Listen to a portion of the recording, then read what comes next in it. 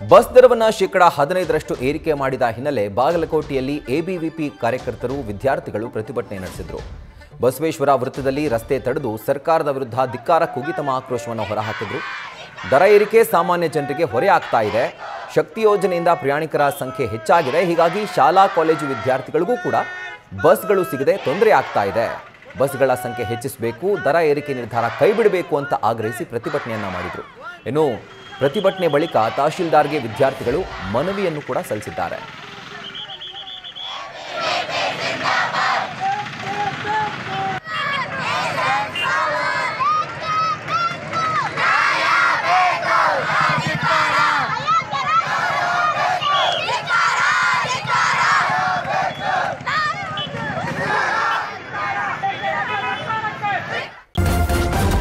News first ನಿರ್ಭೀತಿಯಿಂದ ನಿಮ್ಮ ಪರವಾಗಿ.